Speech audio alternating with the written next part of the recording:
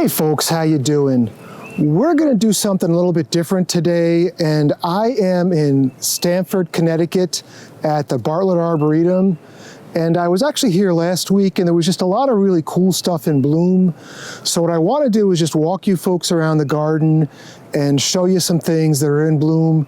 Right now it is mid-March. So in 1991, when I was in school, I did intern here, and back then Sharon was the director, Gay was her assistant, and then Nick was the fellow who maintained the grounds.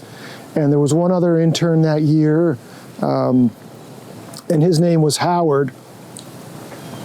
And we basically came and we worked at the gardens for the summer, but then we had to have one writing project and then one hands-on type project. And it was just really, really fun to kind of get out in the world and start using the skills we were learning in school. It's usually 3 to 4 degrees warmer down here than it is where I live. But I'll make sure to put the hardness zone we're in somewhere in the video here. But the things you're seeing in bloom, they might not always be in bloom this exact time of the year or the exact day. Depending on how warm or how cold the winter is when things are gonna bloom. I will tell you that the forsythia are not in bloom here yet. This is a forsythia right here, which most people know what it is, even if they're not into gardening. And you'll notice that the buds still have another week or two before they open. All right, so I found a grouping of forsythia that is in full bloom. So apparently, depending on what your microclimate is, the forsythia may be in bloom at this time of the year. What I'm gonna try to do is find the Latin name, and I'll put a common name for the plants, but I can guarantee I'm not gonna know those off the top of my head for everything we see. So I will do my best to just talk a little bit about what I see and just show you folks what I see. And then, hopefully you'll get some ideas for your own yard. This is Galanthus nivalis. Usually forms these clumps. You'll see it usually in older landscapes. I don't see it very often anymore. But if you go to a landscape that was planted 20, 30 years ago, quite often you'll see this growing just randomly around the yard. I hope you folks are seeing there's a little purple flower. There's some over here as well. There's a little purple flower. I think this is Chiondoxa luciliae. Before the forsythia are in bloom, you could have this popping up in your garden. Just to give you folks some perspective of what time of year it is, here we have some daffodils in a fairly sunny spot. This would probably be one of the first clumps to bloom. And these daffodils are just coming into bloom. It's early, folks, and it's blustery and cold today. It's probably high 30s and the wind's gotta be 10 to 15 miles per hour. I really wanna show you this next one because this is definitely underused, and quite often what'll happen is people who don't know a lot of plants, you'll go to the garden center when it's warmer and the weather's nice, and you'll purchase something then, and you won't even realize other plants exist. And I have the same problem when I'm doing designs, is I have to remember to kind of stagger my blooms through the year. And for whatever reason, I just love, love, love really early blooming plants and plants that bloom later in the season, because I just want to extend that season as long as I can. Right here, this is Obelophyllum disticum, white forsythia. And if you catch the wind right, I'm standing 5 or 6 feet away, but a really, really strong fragrance. And this is one of those shrubs that right now, you're like, oh my God, that's gorgeous. But once it finishes bloom, it pretty much just blends into the background. So, I would use it more at the back of the garden, or it would be nice to put it by the patio so you could catch some of that nice scent on a warm spring day or late winter day. And let's see if we can just take you in. And again, this is called white forsythia, just to give you folks a scale of what size these flowers are. Look how cool this is. I mean, they clearly have some really nice soil here, and these Lenten rows are really happy. So let's see if we can look at the flowers. You see there's these little flowers in there. There's really a lot of new cultivars of Lenten rose coming along the way. You see even here we got like a lighter color, and then back here they're actually like a white almost. Lenten rose, the funny thing about them is the flowers, they don't really look up, they kind of bend over. But again, it's so early, who cares? You know, we have these beautiful plants. Okay, and then right here we have Dawn Viburnum X Odonatense, and I'm gonna just start working my way back. And this guy is in full bloom. Beautiful pink flowers before forsythia bloom. Fairly large plant. And, you know, we have full bloom. Would you be the talk of the neighborhood if you had a few of these in your front yard somewhere? I think so. And this is another one. I'm not sure which I'm smelling, actually. The white forsythia is right behind me, but can you smell that? Yeah, they have a pretty strong scent as well. It says Japanese Mahonia, Berberis japonica. So we're gonna look this one up because I know sometimes the powers that be that name plants, they'll move things around. And I have to wonder if maybe they changed the name of this one since I was in school. I kind of wish I had a few somewhere in my garden because it's cool. And these leaves are definitely, like, if you see them, they're very stiff leaves and they're very sharp leaves as well. And then just as an aside, you know, there's some things you'll see at arboretums that you're just not going to see in cultivation. So this here is called paper bush, which is Edgeworthia chrysantha. This also has a strong smell. Let me give you some scale. You know, it's in full bloom right now. I don't understand. It doesn't look like something that would be hardy around here. Like the branches don't look that way, but you know, here we are. It's in full bloom. No leaves on the plant, and it's definitely got a pretty strong scent to it as well. It kind of has like a hyacinthy smell in my book. And then moving our way on from the paper bush, there's another white forsythia in bloom back over there. And you know, something a lot of people may not realize, this is I never make assumptions anywhere, but I'm going to just say this is Vinca minor. But Vinca minor, you know, blooms early. The heaviest bloom I'll see on Vinca is usually this time of the year in the spring, and then sporadically through the summer. So if you're looking for a ground cover and you do plant Vinca, think of it for like late winter, early spring bloom, because that's usually when I see the peak bloom. I just want to show you right here in the background. This is a witch hazel that's in full bloom, and there's not a ton of cultivars that we use, but I don't often use witch hazels. They're usually more of like a specimen for the corner of the house or like a shrub border. They're not cheap, so I don't bring a lot of them back to my house either. But this one here is in full bloom, and if anybody can recognize it by its habit or the flowers, let me know what it is. And sometimes when you're in an arboretum, you know, there will be a sign of what something is. And quite often, if I look hard enough, sometimes you can find like an actual tag up in the tree, but I do not see one. But let's just move in for you folks and just show you this. Are you seeing that? Hopefully I'm in focus. We got the sun kind of blowing everything out. My mind is blank of what this is called, but it's a little very, very, very slow growing ground cover. Likes to grow in shade. And I swear, like in 1991, this grouping was exact same size, but it's still really cool and something you don't see often. We're gonna look at this one. I definitely don't know what this is. There's a sign we'll talk about, but this plant to me looks like a Cetisis, which is a broom. I did think brooms flowered later in the year, but if we look over here, there is a sign. God, I love arboretums. There is a sign that says that this is winter jasmine, which I can't really read, jasminum nudifolium. So we're going to look up winter jasmine and see if I just learned a new plant today. And again, here we are, before forsythia bloom, daffodils just coming into bloom. Let's just get a little closer just to give you an idea. Really does look like a broom to me, and the flowers are just like the size of a quarter, I would say.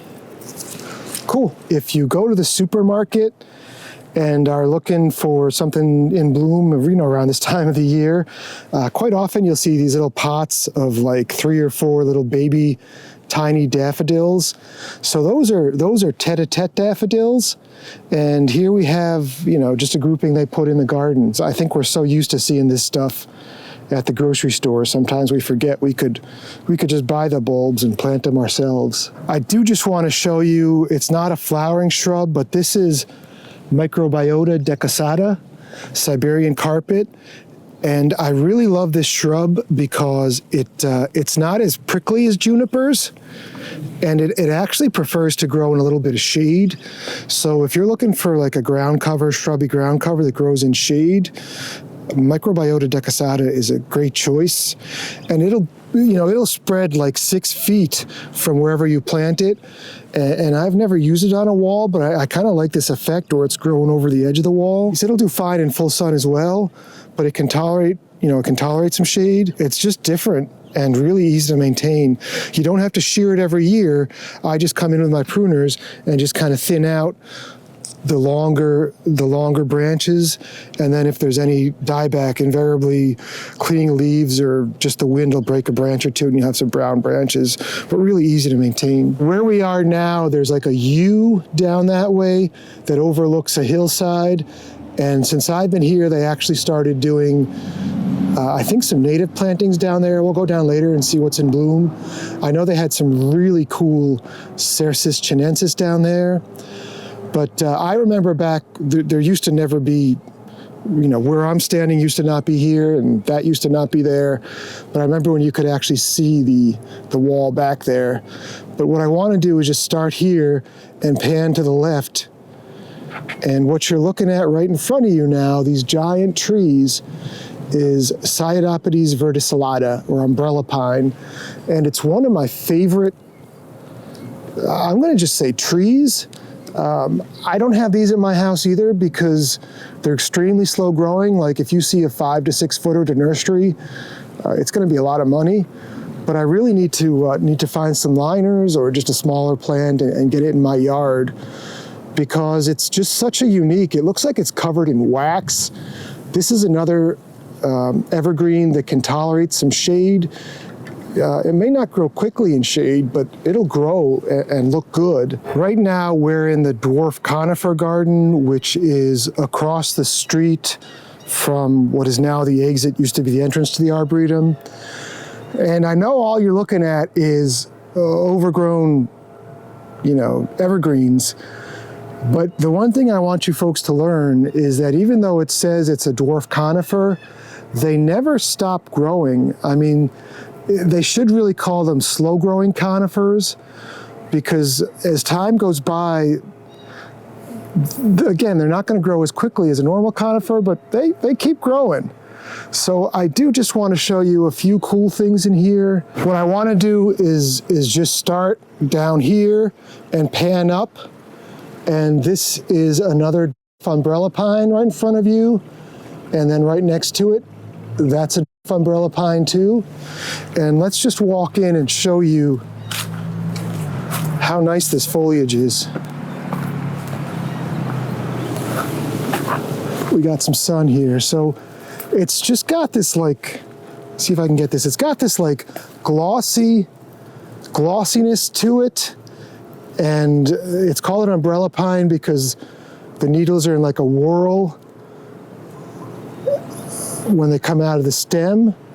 But I mean, it looks like it's a plastic plant which is really not what we want in a landscape.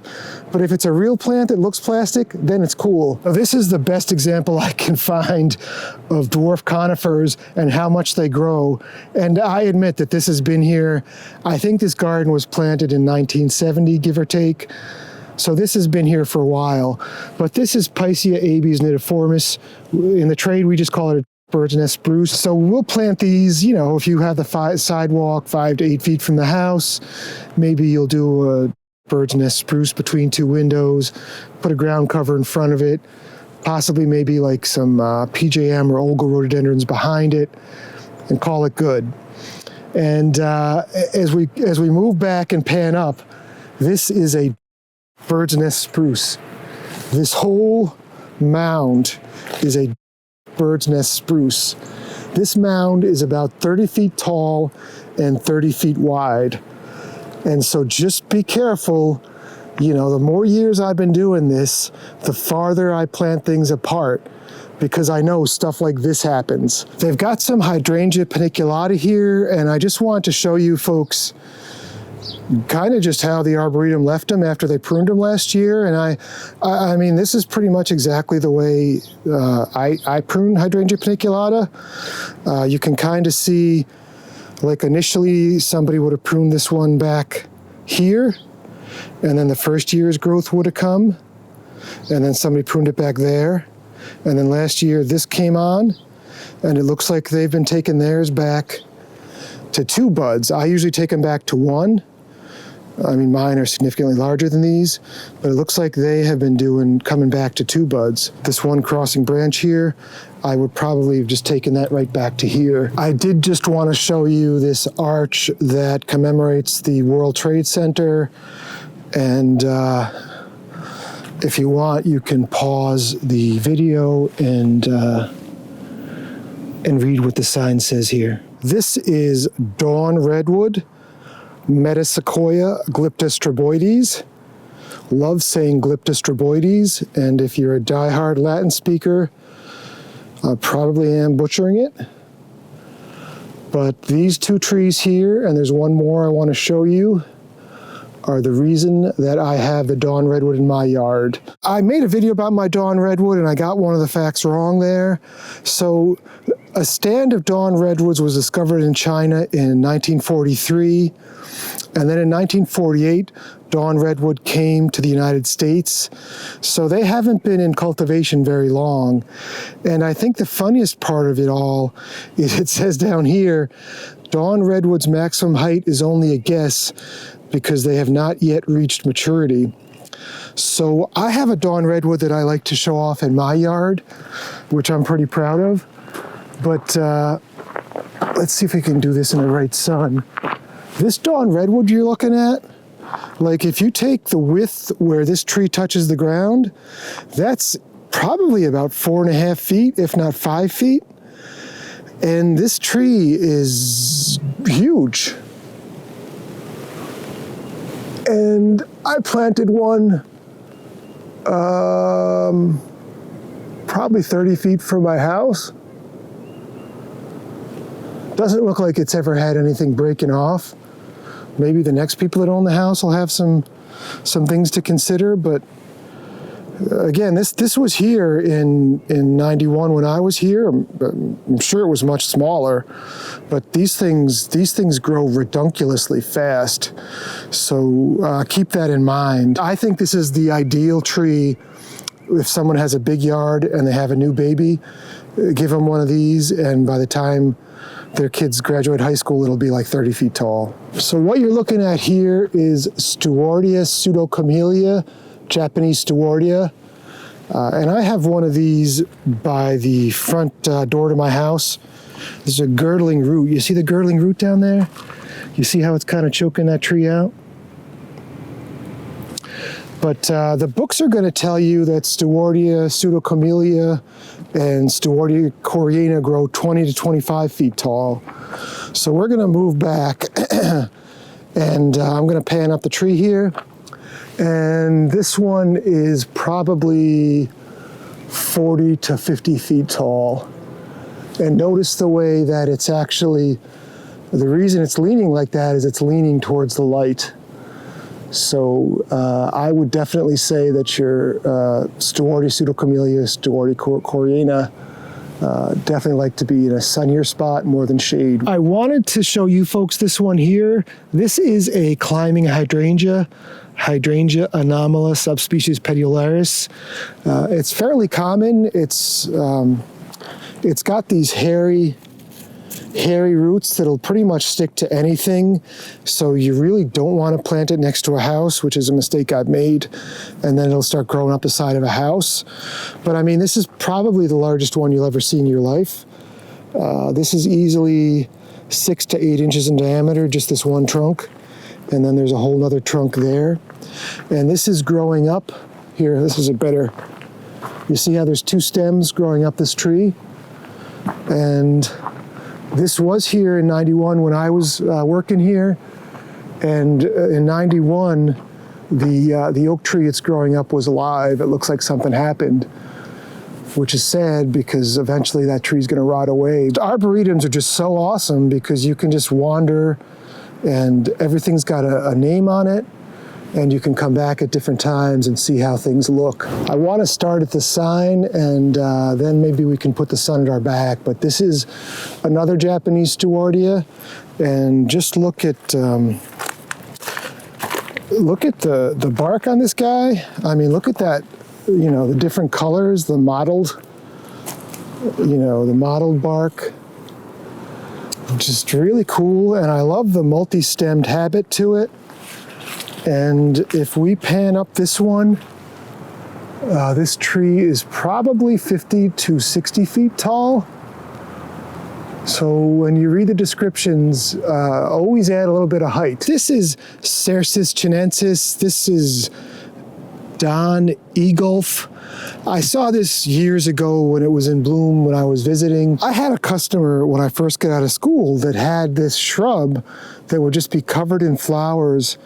And for years, I never knew what it was until one day I came to the Arboretum and saw that it was actually a Chinese redbud. So the Chinese redbud is more of a multi-stemmed shrub, or more of just a shrub, but absolutely gorgeous. When you see one in bloom, if you see something in bloom that looks like a Canadian redbud, but it's a shrub form, it's pretty much gotta be a Chinese redbud. And really great plant to have for early spring bloom. So this one's got a tag, so we always stop at stuff in bloom with a tag, but this is Molly's White Lenten Rose, Helleborus X Frostkiss Molly's White. Earlier today, I showed you the Dawn Redwood. There's a Dawn Redwood right over there, the largest one. And then there's a climbing hydrangea right over there. But I wanted to show you, this is pretty much maybe the only self-sown Dawn Redwood you'll see in the state of Connecticut. Maybe there's some more now. But I was here touring the gardens a few years ago, and there's a fern under here. And underneath the fern, there was this little baby Dawn Redwood poking through. And it's just so nice to see how much bigger it is now, and it's gonna make it. You can Google the Bartlett Arboretum at bartlettarboretum.org. And here's a little bit of sign. And I am currently in the visitors parking lot. So if we pan around, they do have facilities at all hours. And then this is where you're gonna park. So you'll come down the road at the entrance, take a right, and they have plenty of parking down here. The only time this is ever full is if there's actually an event going on. And back in my day when I was here, there was just, they would dump chips over here. This was all gravel, and they would dump chips over here, and it was just a gravel parking lot. I think arboretums are just one of the greatest gifts, to go to a place where the plants are labeled. And if you're managing an arboretum, the best thing you can do is make sure your signs are up to date and buy the plants Because not only for, you know, it seems like a lot of people come here to walk their dogs or just get away for a while, but there's a lot of people in the trade or that are learning the trade or learning plants. And I remember when I first got out of school, it was just so fun to come here and learn the names of plants. But please visit the Bartlett Arboretum website or just come visit the Arboretum itself, because it really is just a wonderful, wonderful place to visit. So thanks a lot for watching today, folks, and I look forward to seeing you soon. Take care.